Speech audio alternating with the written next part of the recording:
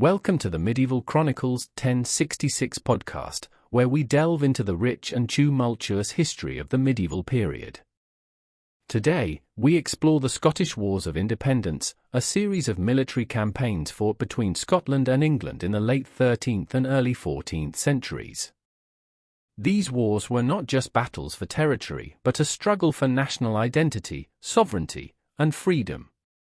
Let's embark on this historical journey to understand the roots, key events, and lasting impacts of these wars. Part 1: Origins of Conflict. Our story begins in the late 13th century. The seeds of conflict were sown with the death of the Scottish King Alexander III in 1286. His passing left Scotland without a clear heir, leading to a succession crisis. The primary claimant, Margaret, Maid of Norway, also died, leaving the throne vacant. This power vacuum gave the English King Edward I a chance to exert his influence over Scotland. Edward was invited to arbitrate among the claimants for the Scottish throne, and he chose John Balliol, believing he could control him. Balliol was crowned in 1292, but his reign was marked by Edward's overreach and the Scots' growing resentment. Edward demanded that Balliol pay homage to him and sought to control Scottish affairs directly, undermining Balliol's authority. Tensions culminated in 1296 when Edward invaded Scotland, capturing Berwick and defeating Balliol at the Battle of Dunbar. The town of Berwick suffered a brutal sack, with thousands of its inhabitants killed. This was a clear message of Edward's intentions.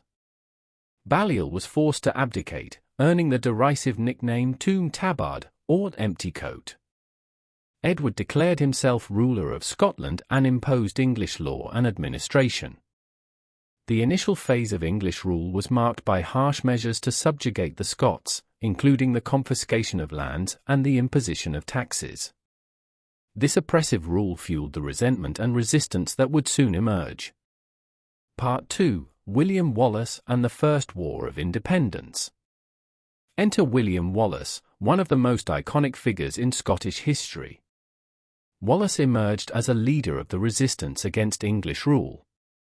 His early life is shrouded in mystery, but it is believed he was a minor noble with a deep sense of justice and patriotism. In 1297, Wallace led a rebellion that culminated in the famous Battle of Stirling Bridge. Wallace and Andrew Murray, another Scottish leader, cleverly used the terrain to their advantage. The narrow bridge over the River Forth limited the number of English troops that could cross at once. The Scots waited until a significant portion of the English forces had crossed before launching their attack. This tactic resulted in a decisive victory, with many English soldiers drowning in the river. This victory was a significant morale boost for the Scots and led to Wallace being appointed Guardian of Scotland. Wallace's leadership was characterized by his guerrilla tactics and his ability to inspire and unite the Scottish clans. He continued to harass English garrisons and disrupt supply lines, keeping the pressure on Edward's forces. However, Wallace's success was short-lived. In 1298, Edward I personally led an army into Scotland. The two forces met at the Battle of Falkirk. Edward's use of longbowmen, combined with his heavy cavalry, proved too much for Wallace's forces. The Scottish schiltrons, defensive circles of spearmen, were decimated by the arrows. Wallace escaped but was eventually captured in 1305. His trial for treason was a mockery of justice, and he was brutally executed. Wallace was hanged, drawn, and quartered, with his head displayed on London Bridge and his limbs sent to different parts of the country as a warning. Despite his death, Wallace's legacy lived on, inspiring continued resistance against English rule. His martyrdom became a rallying cry for the Scots, and his actions laid the groundwork for future leaders. Part 3: Robert the Bruce and the Second War of Independence. The struggle for Scottish independence continued with Robert the Bruce. Bruce's path to kingship was marked by political maneuvering and violence. In 1306, he murdered his rival John Comyn in a church in Dumfries, a sacrilegious act that shocked many but also demonstrated Bruce's determination to claim the throne. Bruce was crowned King of Scots shortly after, but his early reign was fraught with challenges. Bruce suffered several defeats and had to flee, living as an outlaw. His early campaigns were marked by setbacks, and he was excommunicated for the murder of Comyn. However, Bruce's fortunes changed in 1307 with the death of Edward I. Edward's successor, Edward II, lacked his father's military acumen and focus. Bruce seized this opportunity, waging a guerrilla war that gradually reclaimed Scottish territories. He used hit-and-run tactics, attacking isolated English garrisons and avoiding large-scale confrontations. Bruce's resilience and strategic acumen began to turn the tide. The climax of Bruce's campaign came in 1314 at the Battle of Bannockburn. Against overwhelming odds, Bruce's forces decisively defeated the English army. The battle took place near Stirling, and Bruce's tactical genius played a crucial role. He chose the battleground carefully, using the natural terrain to his advantage. The Scots formed schiltrons that held firm against the English cavalry. Bruce's victory at Bannockburn solidified his control over Scotland and marked a turning point in the wars.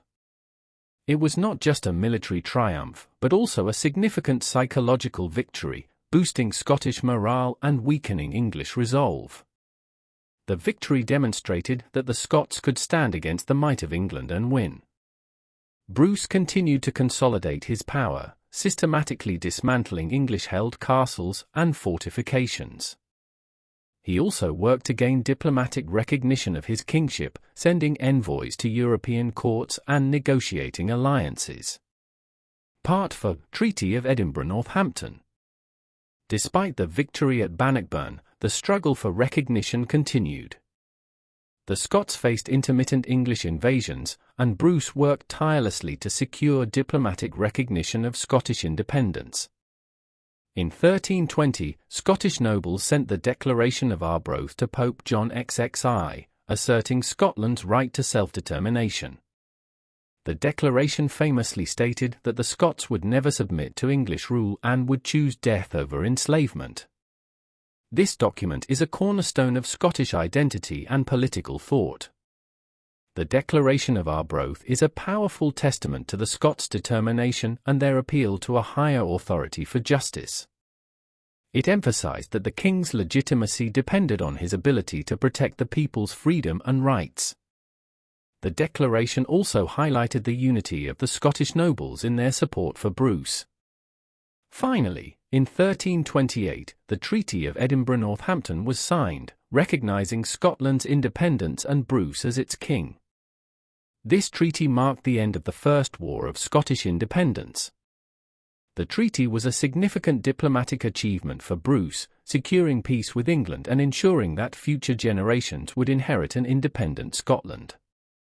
The treaty stipulated that Edward III of England renounce all claims to overlordship of Scotland and recognize Robert the Bruce as the rightful king.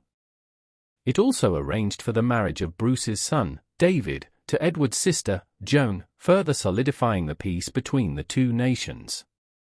Part 5: Aftermath and Legacy. The end of the wars did not bring immediate peace. Robert the Bruce died in 1329, and his son David too inherited the throne. David was only 5 years old at the time, leading to a period of regency. The Second War of Independence began in 1332 when Edward Balliol, supported by the English, attempted to claim the Scottish throne. Balliol, the son of the former King John Balliol, sought to exploit the power vacuum and the divisions among the Scottish nobility. Despite several battles and ongoing conflicts, the Scots maintained their independence. David too faced numerous challenges during his reign, including being captured by the English in 1346 and held for 11 years. His release was negotiated, but the struggle for power and influence continued. The legacy of the Scottish Wars of Independence is profound. They established a sense of national identity and pride, laying the foundation for the modern Scottish nation. Figures like William Wallace and Robert the Bruce became symbols of resistance and freedom, celebrated in literature, film, and folklore. The wars also influenced political thought, emphasizing the principles of self-determination and sovereignty that continue to resonate today. The Declaration of Arbroath, in particular, is seen as an early assertion of the right to self-governance and has been cited in various contexts, including the American Declaration of Independence. The wars also had a significant impact on the social and economic fabric of Scotland. The devastation wrought by the conflicts led to changes in land ownership and the displacement of populations. However, the resilience of the Scottish people and their ability to rebuild and adapt is a testament to their enduring spirit. Culturally, the wars left an indelible mark on Scottish identity. The stories of heroism, sacrifice, and determination have been passed down through generations, shaping the national consciousness. Monuments, literature, and festivals commemorate the key figures and events of this period, keeping the memory of the struggle for independence alive. Conclusion. The Scottish Wars of Independence were a pivotal period in medieval history, shaping the destiny of Scotland and influencing the broader political landscape of the British Isles. These wars were marked by incredible bravery, strategic genius, and an unwavering desire for freedom. As we reflect on this era, we see the enduring impact of the struggle for independence on Scottish culture and identity. Thank you for joining us on this journey through the Scottish Wars of Independence. If you enjoyed this episode, please subscribe to our podcast and our YouTube channel, Medieval Chronicles 1066. Stay tuned for more deep dives into medieval history.